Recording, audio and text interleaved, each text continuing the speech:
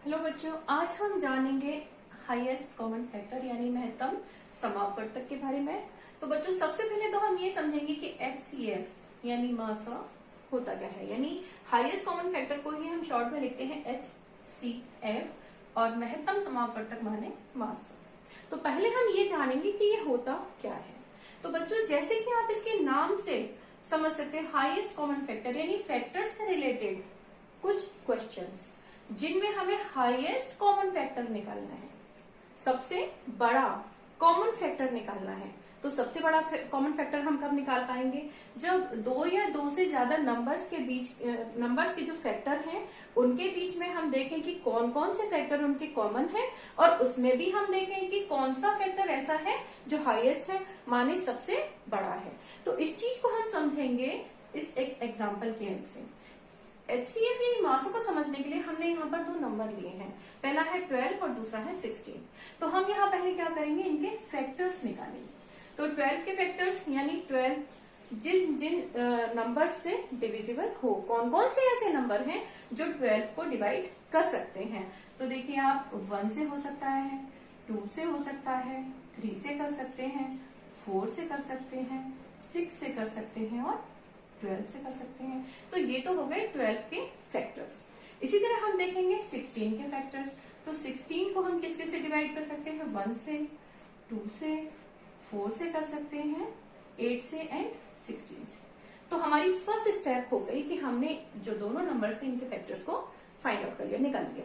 इसके बाद हम क्या करेंगे, इनमें जो कॉमन फैक्टर है उनको हम देखेंगे। तो कॉमन इनमें दोनों में क्या है? 1 है, तो 1 कॉमन है। यहाँ दोनों में 2 है तो 2 भी कॉमन है। इसके बाद 3 यहाँ पर है लेकिन यहाँ पर नहीं है, तो 3 इनका कॉमन फैक्टर नहीं है। इसके बाद हम यहाँ देखेंगे 4 है, यहाँ पर भी 4 है यानी 4 भी इनका कॉमन फैक्टर है। इसके बाद 6 यहाँ है लेकिन 16 में नहीं है, 8 भी इन दोनों में नहीं है और 12 और 16 भी इनके कॉमन फैक्टर नहीं है। तो हम यहाँ कह सकते हैं कि 12 और 16 के कॉमन फैक्टर यानी CF कॉमन फैक्टर कौन कौन से हुए? 1, 2, 4। 1 है, 2 है और 4 है। अब अगर हमें पूछा जाए कि इनका हाईएस्ट कॉमन फैक्टर यानी सबसे बड़ा कॉमन फैक्टर इनका कौन सा है, यानी HCF इनका कौन सा है? HCF of 12 and 16। तो ये हुआ आपका, इसमें 1, 2, 4 में हाईएस्ट कौन सा है? 4 है। तो हम यहाँ कहेंगे कि 12 और 16 का जो HCF है वो 4 है। तो बच्चों, HCF का मतलब है कि दो या दो से ज्यादा नंबर्स हमारे पास हों, उनके हमें क्या फाइंड आउट करने हैं? फैक्टर्स फाइंड आउट करने हैं। उसके बाद में हम उनमें देखेंगे कौन कौन से फैक्टर्स ऐसे हैं जो उनमें कॉमन है।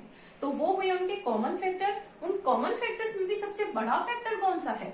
कौन सी ऐसा सबसे बड़े से बड़ा नंबर है जो 12 को और 16 को एग्जैक्टली डिवाइड कर दे।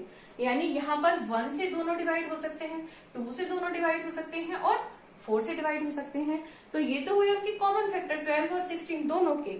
और यहाँ पर हम देखेंगे 1, 2, 4 में जो 4 है वो हाईएस्ट नंबर है इनका, यानी हाईएस्ट कॉमन फैक्टर है जो कि 12 और 16 दोनों को डिवाइड कर सकता है। तो HCF का मतलब हुआ हमें इस तरह के कॉमन फैक्टर ढूंढने हैं। हमें दो या दो से ज्यादा नंबर्स दिए गए हों तो वहां पर हमें ये देखना है कि उनमें ऐसे कौन कौन से नंबर हैं जो उनके कॉमन है, उसमें भी हाईएस्ट कौन सा नंबर है, कौन सा ऐसा फैक्टर है जो हाईएस्ट है और जो दो या दो से ज्यादा जो डिजिट्स हैं उनको एग्जैक्टली डिवाइड कर दे। इसका मतलब हुआ हाईएस्ट कॉमन फैक्टर। तो बच्चों, इसके लिए हमने कुछ एग्जांपल लिए हैं। सपोज हमारे पास इस तरह के क्वेश्चन होते हैं, find the largest number which divides 81 and 117 exactly leaving no remainder. तो यहाँ पर भी हमने इसी तरह का क्वेश्चन लिया। इस तरह के क्वेश्चन आपके कोर्स में होते हैं। तो क्या है? फाइंड द लार्जेस्ट नंबर यानी बड़े से बड़ा नंबर फाइंड आउट करना है विच डिवाइड्स 81 एंड 117, जो कि 81 और 117 को डिवाइड कर दे एग्जैक्टली पूरी तरह, लीविंग नो रिमाइंडर, और कोई भी रिमाइंडर उनमें ना बचे। माने इसका सीधा सीधा मतलब है कि 81 और 117 को ऐसा कौन सा नंबर है, बड़े से बड़ा ऐसा कौन सा नंबर है जो 81 और 117 को पूरी तरह डिवाइड कर दे। यानी नंबर तो उसमें बहुत से हो सकते हैं लेकिन उसमें हमें ढूंढना है बड़े से बड़ा नंबर, सबसे बड़ा नंबर तो अभी हम उसको हाईएस्ट कॉमन कह पाएंगे। तो इसको निकालने के लिए, फाइंड आउट करने के लिए हमारे पास दो मेथड होते हैं, एक तो होता है प्राइम फैक्टराइजेशन मेथड और दूसरा है डिवीजन मेथड। तो बच्चों लास्ट वीडियो में हमने प्राइम फैक्टराइजेशन मेथड से जो फैक्टर्स है उनको फाइंड आउट करना सीखा था। तो अब पहले हम इसी प्रोसेस का यूज करेंगे। यहाँ पर है हमारे पास 81 और सेकेंड डिजिट है 117। इनको हमें प्राइम फैक्टराइजेशन मेथड से HCF फाइंड आउट करना है। तो इसके लिए हम क्या करेंगे, दोनों के पहले फैक्टर्स को फाइंड आउट करेंगे। हमने दोनों डिजिट्स लिखी और इनके हमने फैक्टर्स को फाइंड आउट किया। तो यहाँ पर देखेंगे, सबसे पहले हम ट्राई करते हैं 2 से। तो क्योंकि इनकी जो यूनिट प्लेस पर डिजिट है वो 1 है, तो 2 से डिविजिबल नहीं होगा। तो इसके बाद हम 3 से करें, 8 1 9 होता है, तो 3 से आपका डिविजिबल होगा। ये हो गया आपका 3 से। इसके बाद आप देखें फिर से ये 3 से होगा, तो ये हो गया आपका, इसके बाद भी ये 3 से ही होगा और लास्ट। इस प्रोसेस को हम तब तक करते हैं जब तक यहाँ पर 1 ना आ जाए। तो यहाँ पर हमने 81 के कुछ फैक्टर्स निकाले हैं। 81 के फैक्टर्स हैं यहाँ पर, इनको हम लिखते जाएंगे 3 इंटू 3 इंटू 3 इंटू 3। अब यहाँ पर हम देखें 117 का, तो 117 के लिए भी यहाँ देखेंगे यूनिट प्लेस पर 7 है, तो 2 से तो डिविजिबल होगा नहीं।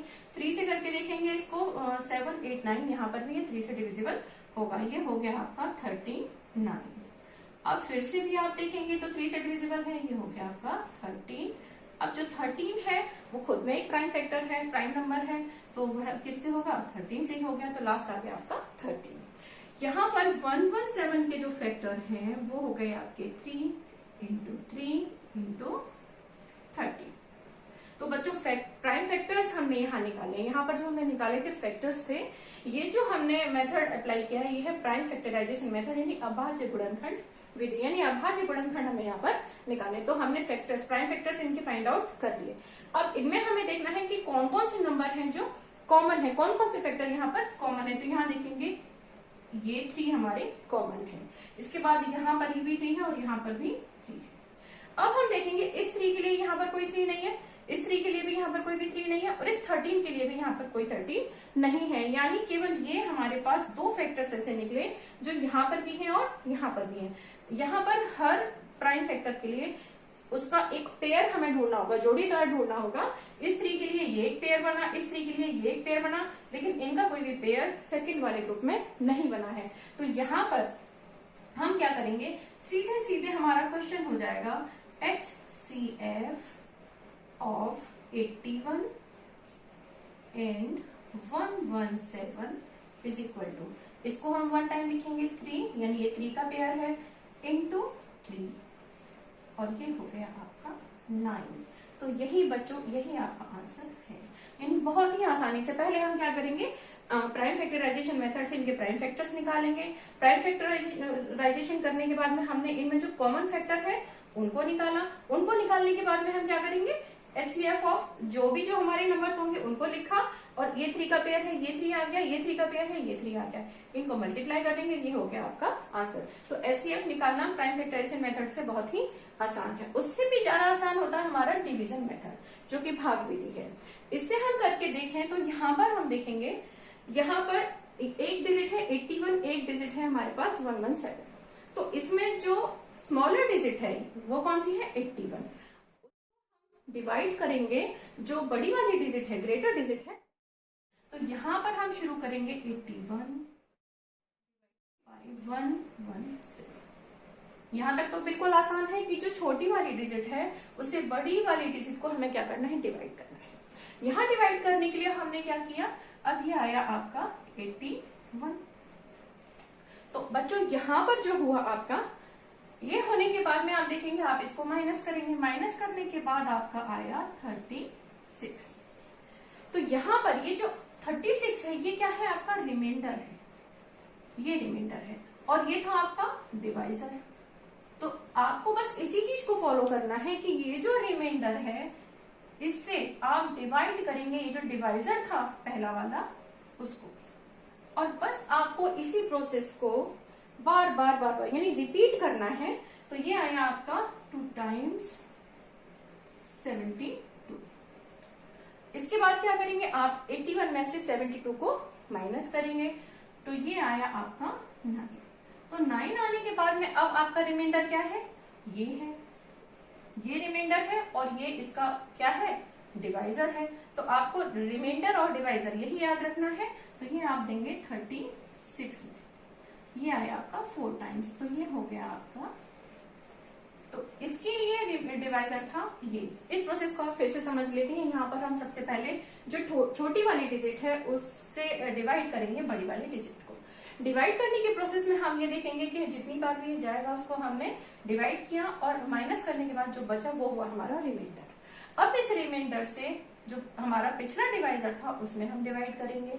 डिवाइड करने के बाद में फिर जो प्रोसेस की उसके बाद भी हमारे पास रिमाइंडर बचा, तो ये जो रिमाइंडर बचा इसको हम फिर से डिवाइड करेंगे, किसमें, डिवाइजर में।